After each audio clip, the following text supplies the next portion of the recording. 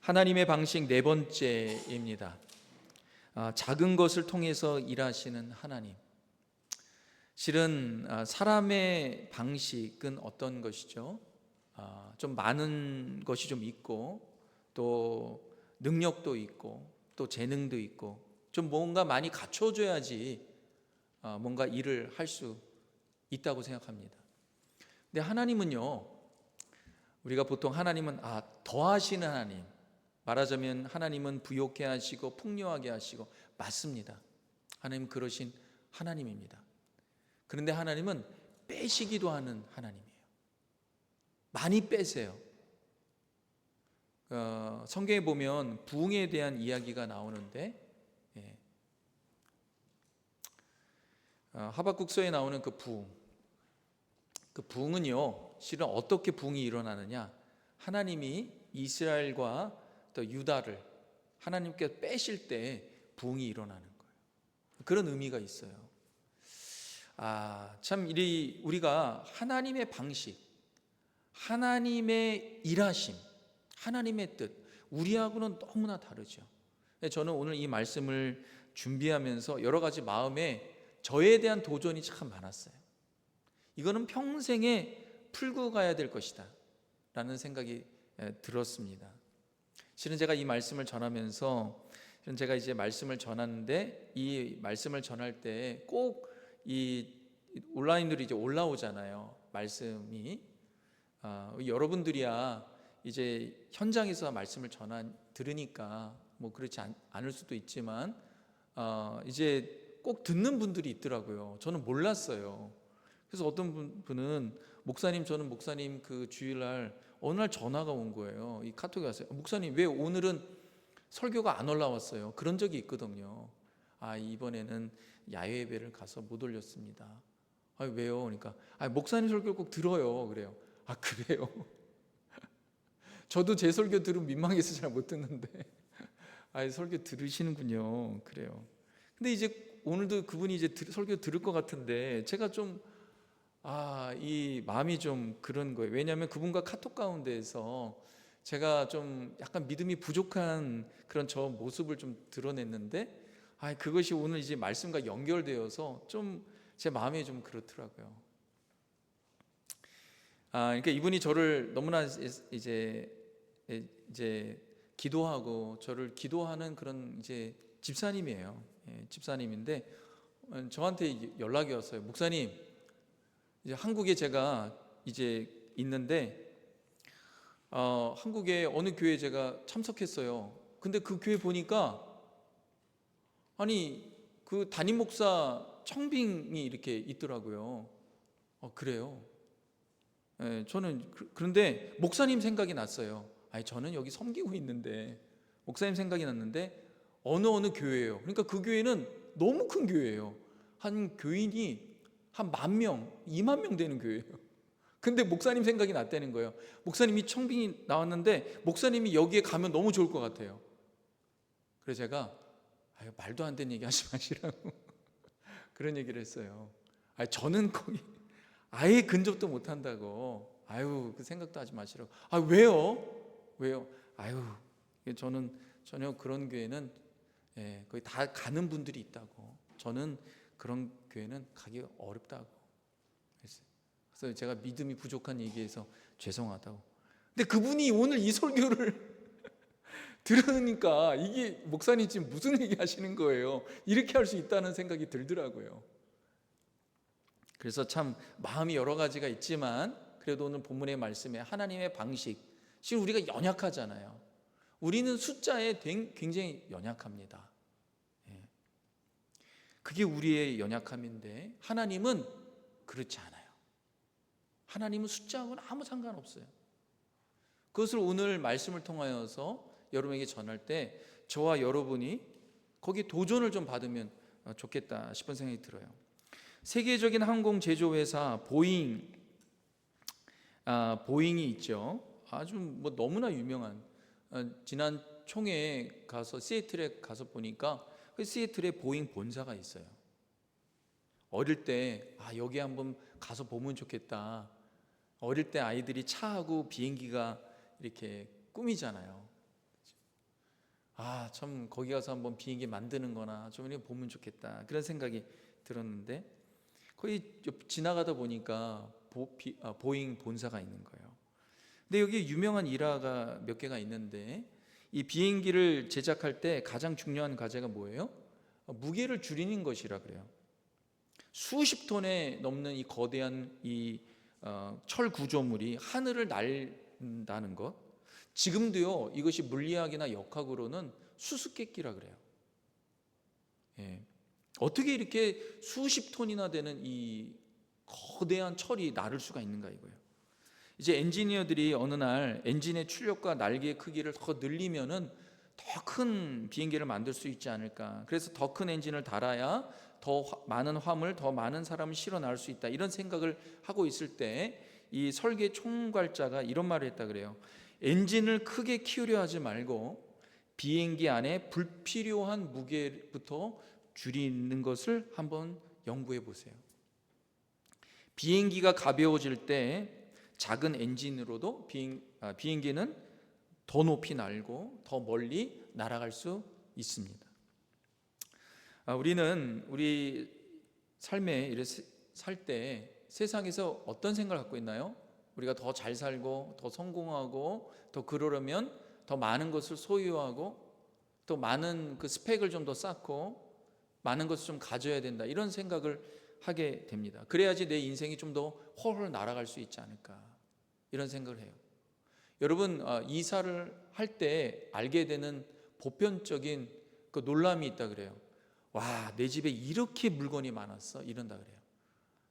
어떤 집사님이 한 25년 30년 집에 있다가 좀 이제 아이들도 다 출가해서 좀 집을 줄이려고 했는데, 그래서 본인 집이 한 3, 4베드룸 정도 돼서 그 정도의 이제 이삿짐 차를 불렀는데 짐을 정리하다 보니까 이것은 무슨 6, 7베드룸에 있을 것 같은 물건들이 계속 나오더라는 거예요. 20년 30년 동안 계속 물건이, 이런 물건도 있었나, 어떤 물건은 한 번도 쓰지 않았던 아주 이쁜 그런 그릇들이 막 계속 나오고, 아이들이 어릴 때부터 있었던 그 모든 것들이 다 나오고, 정말 20년 전 입었던 옷들도 막 다 나오고, 뭐 별의별 것이 다 나오더라는 거예요. 결국에 이건 가져갈 수가 없어갖고 이거 다 처분했다 그러더라고요. 버린 것이 대부분이었다 그래요.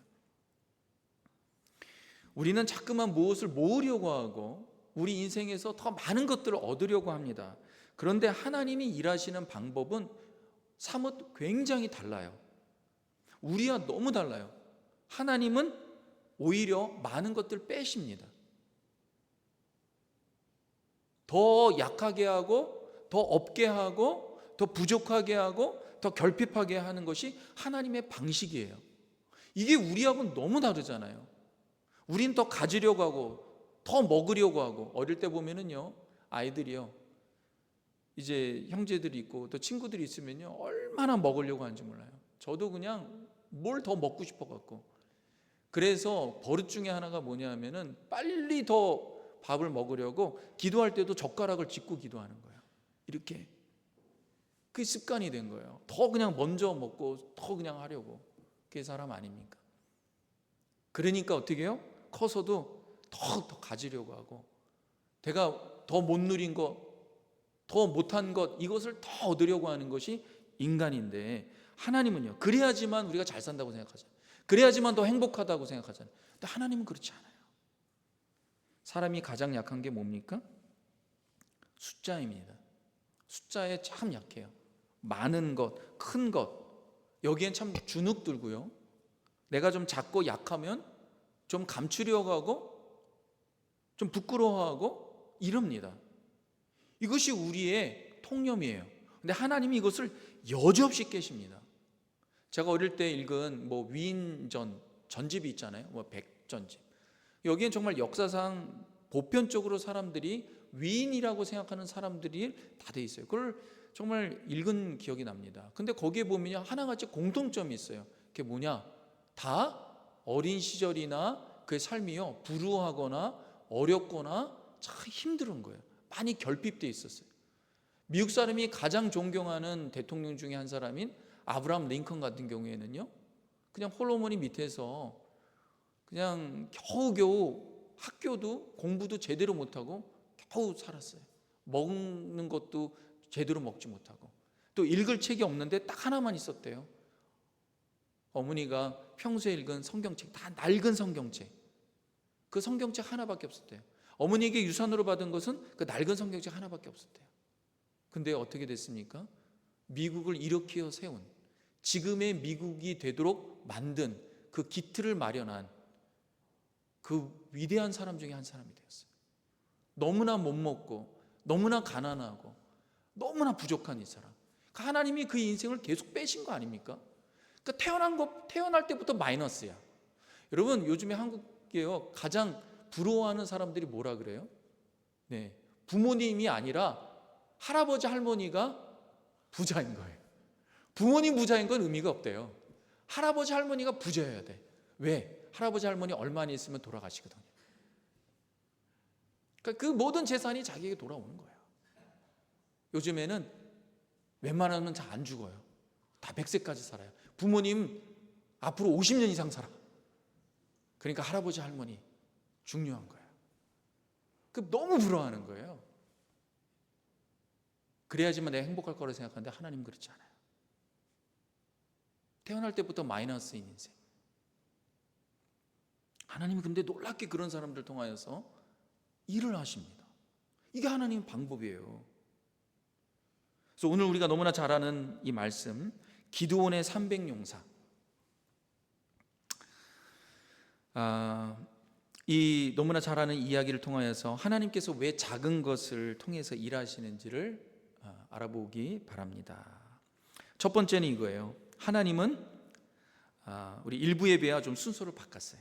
말씀에서 하나님은 우리의 일상의 작은 것들, 우리가 지나치기 쉬운 것들, 그것들에 신실하길 원하시기 때문에 그래요. 5절 6절에 있는 말씀 한번 다 같이 한번 읽어보도록 하겠습니다. 시작. 이에 백성을 인도하여 물가에 내려가매 여호와께서 기드온에게 이르시되 누구든지 개가 핥는 것 같이 혀로 물을 핥는 자들을 너는 따로 세우고 또 누구든지 무릎을 꿇고 마시는 자들도 그와 같이 하라 하시더니 6절 손으로 움켜 입에 대고 핥는 자의 수는 300명이요 그 외에 백성은 다 무릎을 꿇고 물을 마신지라. 우리는 큰 것 귀하게 여깁니다. 작은 것들은 무시하는 경향이 있습니다. 그런데 하나님은 작은 것들에 주목하세요. 하나님은 사람도요 연령이 낮을수록 주목하세요. 어린아이들. 그래서 우리가 하나님께서 그랬죠. 성경에 보면 구약에 고아를 너희가 돌보라 그랬어요. 너무나 미천하잖아요. 부모가 없이 자란. 근데 세상 어떻게 해요? 부모 없이 자라면요 우습게 여겨요. 부모 없이 잘했다고 무시해요. 근데 하나님은요 그들을 굉장히 주목하시고 귀하게 여깁니다. 혹시 여러분이 내가 정말 사회적으로 내가 좀 어느 정도는 좀 이렇게 성공했고 또 어느 정도 내가 뭐 큰 성공은 아니더라도 먹고 살기에 여유가 있다면요 제가 추천합니다. 미국은 고아원은 별로 없어요. 근데 한국에 만약에 여러분이 우리 한국 사람이니까 한국이 여전히 고아원에 차고 넘친다 그래요. 여전히 만으로 16인가 17되면요 고아원에서 무조건 나가야 돼요. 아무것도 없이. 그럼 더 힘들다 그래요. 그들을 섬길 수 있는 기회가 있으면 꼭 섬기시기 바랍니다. 하늘의 상급이 큽니다.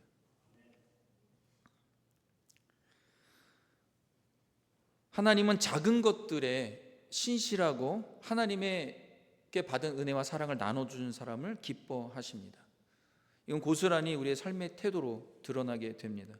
하나님께서 기드온에게 이제 지원한 병사들을 물가로 데려가게 하십니다. 물을 먹이라고 해요. 더운 날씨에 군사 훈련을 한 병사들이 얼마나 목이 마르겠습니까? 물가에 갑니다. 저마다 다양하게 물을 마십니다. 근데 대부분은요, 저도 이걸 이해가 돼요. 여름에 유격 훈련하고 군사 훈련하면요 얼마나 목이 마른지 몰라요. 그러면 물을 마실 때 이렇게 빨대로 마시는 군인들 아무도 없습니다. 그냥 벌컥벌컥 마시는 거예요. 여러분 전쟁 영화 보면요, 물을 어떻게 마십니까? 자기의 군인 헬멧에 물을 담아서 막 마시잖아요. 어떤 사람 막 강물에 뛰어들어가고 막 마시고. 근데 그 중에서 손으로 이렇게 움켜 입에 대고 마시는 사람들이 있었습니다.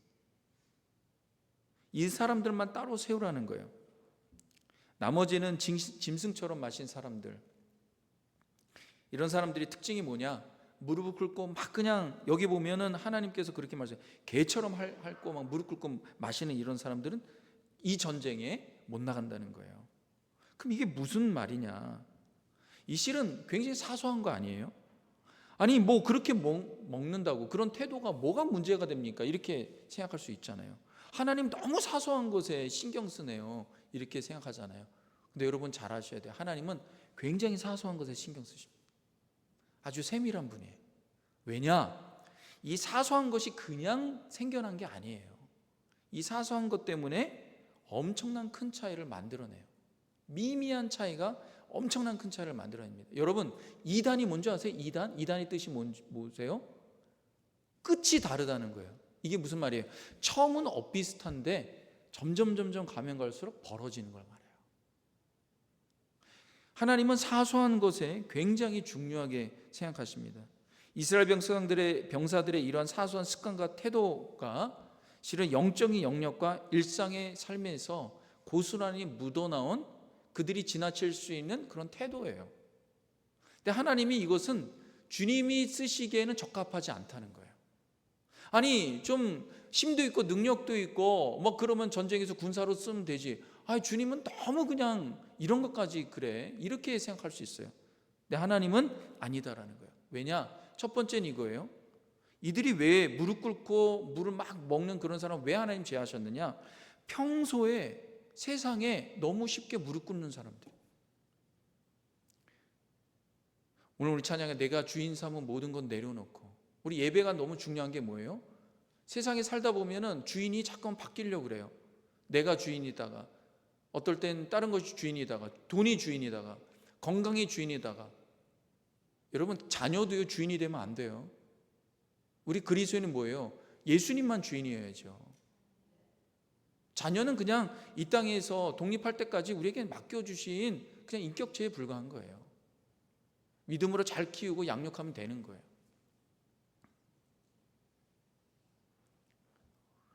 근데 우리가 쉽게 우상에 무릎 꿇는 습관들, 하나님이 이 세밀한 것을 통하여서 보신 거예요.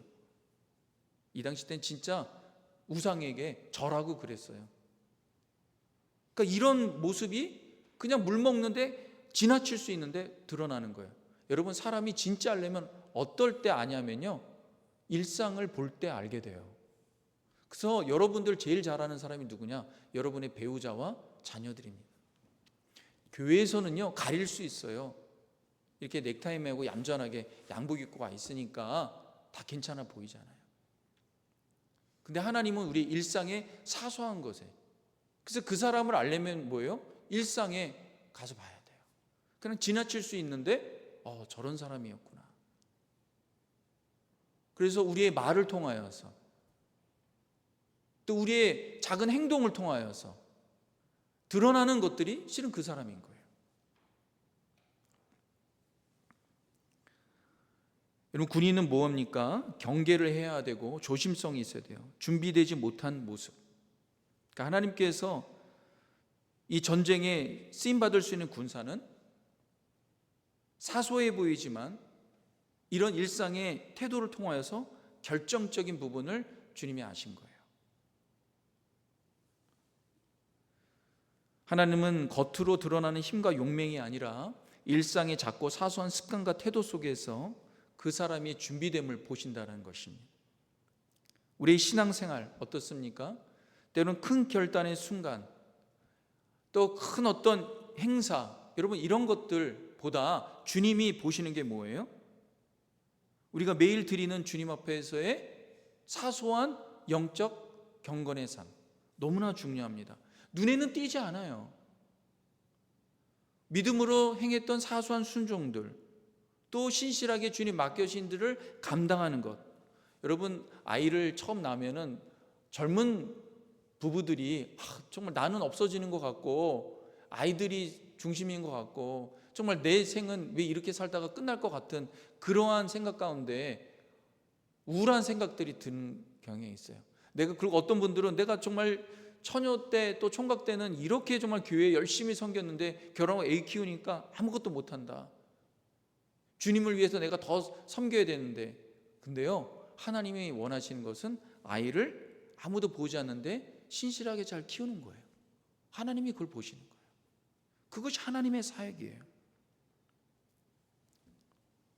우리는 겉으로 내가 사람들에게 어떻게 보이는가에 신경을 쓰는데 뭘 보여주려고 할 때가 있어요. 내 능력, 내가 가진 것, 이런 것들을 보여주는, 하나님은 그런 걸 보지 않으세요. 단지 물 하나 먹는 것. 아니, 물 먹는 게 뭐가 그렇게, 그거 하나 갖고, 근데 그 하나에 엄청난 게 담겨 있는 거예요. 하나님 그걸 보세요.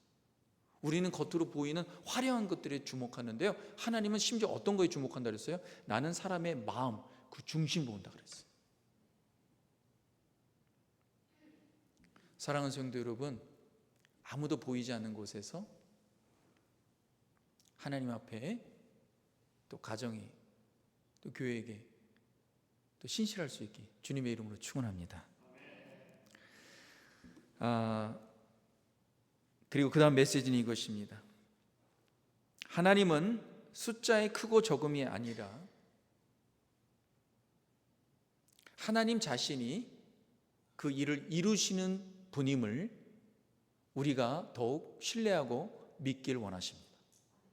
하나님은요, 아무 숫자도 상관없어요. 우리가 어떤 능력이나 뭘 갖고 있는지 하나님은 아무 관심이 없습니다. 실은. 근데 우리는 눈에 보이는 것, 크고 많고 적음에 굉장히 많이 우리는 연약해지고 또 때로는 자만해지고 막 이러지 않습니까? 4절에 한번 보겠습니다. 다 같이 한번 읽도록 하겠습니다. 시작. 여호와께서 또 기드온에게 이르시되 백성이 아직도 많으니 그들을 인도하여 물가로 내려가라. 거기서 내가 너를 위하여 그들을 시험하리라. 내가 누구를 가리켜 내게 이르기를 이 사람이 너와 함께 가리라 하면 그는 너와 함께 갈 것이요 내가 누구를 가리켜 내게 이르기를 이 사람은 너와 함께 가지 말 것이니라 하면 그는 가지 말 것이니라 하신지라. 여러분, 하나님께서 여기서 뭐라고 말씀하십니까? 기드온에게 이르시되 또라 그랬어. 또라는 것은 그 전에 또 있다라는 거 아닙니까? 백성이 아직도 많으니, 아직도 숫자가 많다라는 거예요. 여러분, 지금 미디안 군사가 이스라엘을 치기 위해서 모여서 온 군인의 숫자가 몇 명인지 아십니까? 13만 5천 명이에요. 13만 5천 명. 그러니까 기드온이요, 사사인 기드온이 이스라엘 전역에 방을 붙였어요. 징집, 군인으로 지원하십시오. 우리가 지금 미디안 군사들에 의해서 지금 포위당해 있습니다. 하나님께서 우리와 함께 하실 것입니다. 여러분, 일어나십시오. 그래서 몇 명이 지원하신지 아십니까? 여러분, 미디안 군사가 13만 5천 명이에요. 그럼 여러분 몇 명이 지원해야 된다고 생각합니까? 적어도 10만 명은 지원해야 돼요.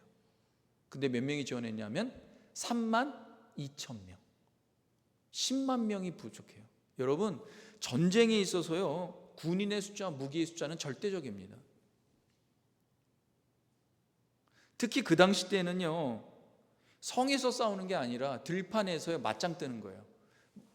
들판에서요, 저기에 있는 적과 우리가 이제 자, 나팔 불고 이제 너희를 친다 해갖고 와 하고 소리 지르면서 북치면서 막 칼을 막 들고 휘두르고 그 화살을 쏘고 막 그러는 전쟁이에요. 그러니까 거기서는요, 숫자가 너무나 중요해요.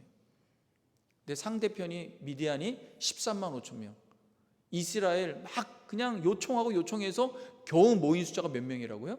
3만 2천 명, 10만 명 이상이 부족해요. 이거 게임이 안 되죠. 게임이 안 되죠. 아마 기드온이 실망했을 겁니다. 그러나 하나님이 함께 하신다고 하니까 그래, 우리 힘을 내서 하자. 근데 하나님께서 뭐라고 하십니까? 사사기 7장 2절에 이렇게 말씀하고 있어요. 다 같이 한번 읽도록 하겠습니다. 시작. 여호와께서 기드온에게 이르시되 너를 따르는 백성이 너무 많은즉 내가 그들의 손에 미디안 사람을 넘겨주지 아니하리니 이는 이스라엘이 나를 거슬러 스스로 자랑하기를 내 손이 나를 구원하였다 할까 함이니라. 하나님께서 뭐라고 말씀하세요? 기드온에게 처음에 2절이에요.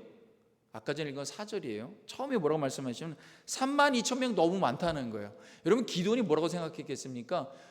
미디안 군사는 13만 5천 명이에요. 지금 이스라엘 사람들 10만 명 이상 모여야 되는데 고작 32,000명인데 주님 뭐라고 말씀하시는 거예요?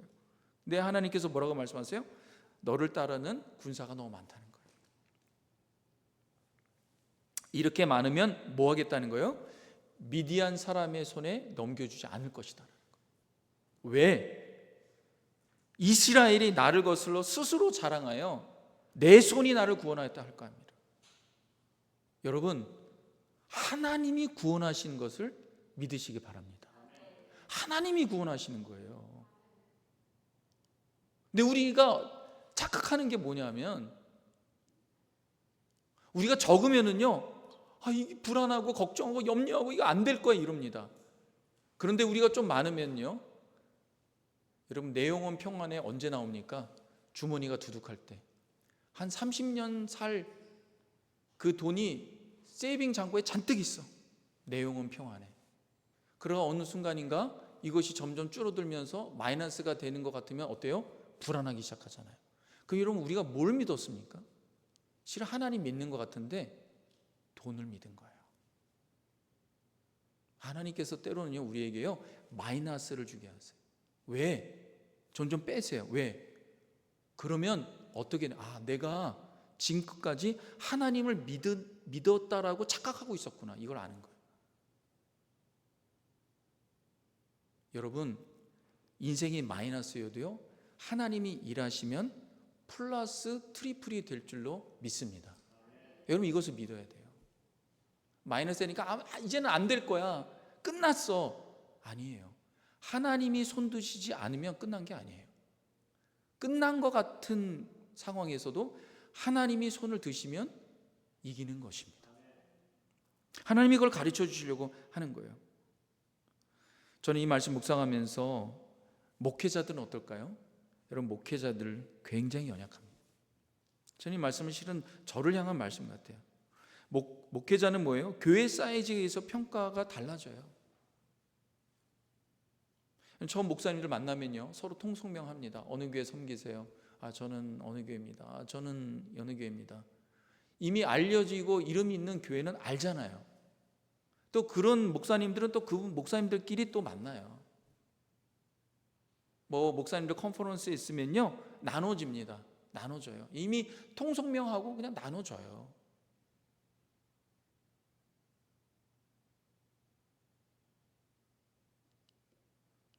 부흥의 인도라든가 이렇게 말씀 전하는 것도 다 어떻습니까?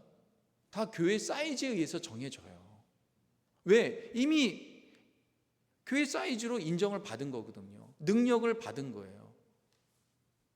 그러니까 교회 사이즈가 없으면 아예 생각도 안 해요. 어디 갈 생각을 안 해요.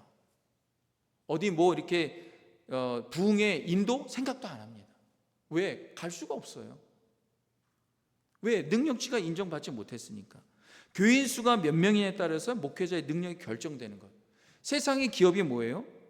기업의 사이즈에 의해서 평가가 매겨지는 거 아닙니까? 근데 교회는 그러면 안 되잖아요.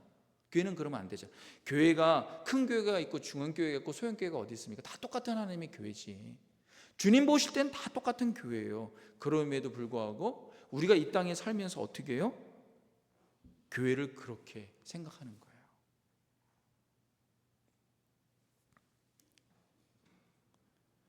몇 주 전에 교단 선배 목사님이 이제 둘째 아들 결혼식 한다고 저를 초대했습니다.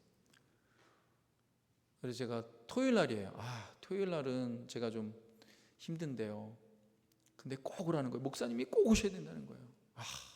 이미 다 잡아놨다는 거예요. 음식도 다 마쳤다는 거예요. 가야지 어떻게 해요. 짧게 갔다 와요. 그래서 잠깐 갔다 오는데 간 곳이 어디냐? 제가 전에 섬겼던 교회예요. 뭐 뉴저지에선 다 아는 교회예요. 아니나 다를까 저를 알아보고 여러 성도님들이 인사하는 거예요. 목사님 오랜만이에요. 막 인사하는 거예요. 안부를 묻고 막 그러는 거예요. 그러니까 식사도 제대로 못하니까 테이블에 있는 그 같이 간 우리 선배 목사님이 아유 얼굴 들지 말고 음식만 먹으라고. 그래도 그럴 수 없는 거예요. 또 그 교회 이제 성도님들 인사하면서 근데 어떤 분이 저한테 그래요. 저를 보고 안쓰러운 눈으로 쳐다보는 거예요. 목사님 많이 늙으셨네요. 아니 아무리 늙어도 저한테 늙었다는 얘기를 하면 어떻게 해요? 머리가 희끗희끗하시고 너무나 눈이 그냥 안쓰러운 눈으로 쳐다보는 거예요. 제가 그 교회 섬길 때는 그런 분이 아무도 없었거든요. 목사님 왜 이렇게 얼굴이 뺀질뺀질해요? 무슨 로션 바르세요? 나이를 안 먹어 더 젊어져 이랬거든요. 근데 거기 교회 가서 그냥 만나는 성도님마다 저를 갖다가 그냥 안쓰러운 눈으로 쳐다보고 저는 아무렇지도 않은데 얼마나 고생이 많냐라는 거예요. 여러분 고생하는 게 교회 사이즈에서 많고 적고 그렇습니까? 아니죠. 제가 전에 이제 부목사로 섬길 때 그 교회들이 어느 정도 사이즈 있는 교회들이었어요. 교회 있어요. 그래서 이제 이 뉴성 교회 처음에 제가 지원을 하고 그럴 때 그때 난 교회가 이 교회밖에 없었어요. 저는 그냥 하나님께서 그냥 처음 여시는 제가 이제 목회로 하나님께 이제 부름 받아 가면서 주님이 그냥 사인하시면 그냥 갑니다. 그거였어요. 그러니까 담임 목사도 그때 처음 열린 것이 이거였고 그냥 처음이니까 지원했는데 오라 그래서 간 거예요. 근데 제가 좀 이렇게 자만했던 것 같아요. 뭐냐면 지금껏 내가 이 큰 교회들 다 섬기고 그랬으니까 이 정도 사이즈 되는 교회는 내가 당연히 잘할 수 있지 그렇게 생각하고 갔는데 아니에요. 작은 게 더 어렵더라고요. 훨씬 어려워요. 제가 그걸 알게 됐어요. 이게 내가 자만했구나. 우습게 여겼구나. 이런 걸 알게 됐어요. 그게 이제 저보다 신학교 후배이고 그 목사님이 담임 목사님 잘 섬기고 있어요.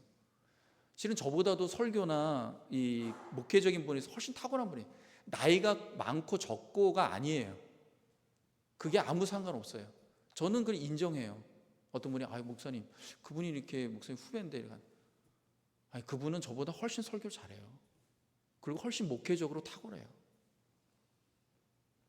이번에 이제 만났는데 저를 보더니 목사님 너무 반갑게. 근데 그때 부목사 때 저보다 한참 후배였지만 그때보다 훨씬 더 여유로워졌더라고요. 훨씬 더 여유로워지고 더 목회적인 그런 마인드가 더 보이더라고요. 너무 감사하더라고요. 잘 목회하는 것에 대해서 너무 감사하더라고요. 여러분 교회가 크면 여유롭고 교회가 작으면 각박해야 합니까? 그렇지가 않아요. 하나님은 어떤 분이에요? 교회가 크면 하나님은 크신 하나님, 교회가 작으면 하나님은 작으신 하나님, 그렇게 여기진 않는가 이런 싶은 생각이 들었어요. 아니죠. 교회는 다 똑같은 교회죠. 교회가 크면 큰 목사님, 교회가 작으면 작은 목사님. 그래서 어떤 분은 목사님은 다 똑같이 무슨 담임 목사, 부목사가 있는가 이렇게 말하는 분들 일리가 있어요. 여러분 교회가 뭐예요? 하나님 보실 땐 다 똑같아요. 하나님이 일하시면 작은 교회를 통하여서도 놀라운 능력의 역사가 일어나는 거고 하나님이 일하시지 않으면요 아무리 큰 교회라도요 어떤 일도 일어나지 않는 거예요. 근데 우리가 너무나 착각이 일어나죠. 저는 교회가 크고 작은 것 이거 아무 의미가 없다고 생각 들어요. 큰 교회를 이 큰 교회가 문제네 이런 것도 아니에요. 여러분 큰 교회가 뭐가 문제입니까? 아니에요. 저는 큰 교회 여러 번 섬겼어요. 작은 교회도 섬겨봤어요. 교회는 다 똑같아요. 그럼 교회는 무조건 작아야 되느냐? 아니요, 그렇지 않아요. 그런 얘기를 하는 게 아니에요. 우리의 잘못된 통념, 이게 문제라는 거예요. 하나님을 온전히 신뢰하지 못하는 게 문제라는 거예요. 하나님은 어떤 분이에요? 전지전능하신 하나님이에요. 300명 갖고라도 13만 5천 명을 박살내실 수 있는 분이 누굽니까? 우리가 믿고 있는 전능하신 하나님 아버지이십니다. 여러분, 이것을 믿어야 되는 거예요. 근데 이게 자꾸만 잊어버려요. 세상은 뭐예요? 세상의 가치가 뭐예요? 세상은 뭐예요? 숫자로 확률 게임을 하잖아요. 그러니까 이거 조금만 적어지고 연약해지면 막 불안하고 염려하고 걱정돼갖고 이거 어떻게 하지? 막 각박해지고 여유가 없어지잖아요. 믿음 생활하면서 하나님이 그런 것을 가르쳐 주시는 거예요. 오히려 하나님은요, 이럴 때가 있잖아요. 하나님, 이거 좀 채워주세요. 이거 좀 어떻게 좀 해주세요. 그런데 하나님이 점점 줄이시는 때가 있어요. 점점 줄여요. 하나님, 이게 뭐예요? 이게 어떻게 되는 거예요? 근데 하나님 계속 줄여요. 하나님께서 어떻게 하세요? 처음에 하나님 줄이실 때는요 3만 2천 명에서 10,000명으로 주셨어요. 근데 하나님 뭐라고 말씀하십니까? 하나님이 기드온에게 또 이르시되 이것도 아직 많다. 그래서 하나님께서 어디까지 줄이세요? 300명까지 줄이시는 거예요. 300명까지. 13만 5천 명 대 300명은요 450대 1입니다. 7절 한번 보겠습니다. 다 같이 한번 읽겠어요. 시작. 여호와께서 기드온에게 이르시되 내가 이 물을 핥아 먹은 300명으로 너희를 구원하며 미디안을 내 손에 넘겨주리니 남은 백성은 각각 자기의 처소로 돌아갈 것이니라 하시니. 남은 백성 너희 집으로 가. 내가 300명 데리고 미디안 13만 5천 명을 박살낼게. 하나님이 이런 분이에요. 여러분, 말이 안 되죠. 여러분, 이것이 하나님의 방식과 우리의 방식의 엄청난 차이입니다. 실은 하나님은요 300명이 없이 기드온 혼자만으로도 13만 5천 명을 박살내실 수 있는 분이에요. 근데 왜 하나님께 300명을 그나마 뽑으셨을까요? 만약에 기드온에게 야, 너 혼자 나가, 내가 너와 함께 할 때, 그럼 기드온이 나갈까요? 안 나갈까요? 안 나가죠. 그 정도 믿음이 없어요. 어느 누구도 그런 믿음은 없어요. 그건 예수님밖에 없어요. 예수님이 온 인류 수십억의 인구를 상대로 해서 혼자 십자가를 지신 거예요. 그런 사람은 이 세상에 없어요. 그러니까 300명 남겨두실 거예요. 우리의 믿음이 분량대로 하나님이 그렇게 하세요.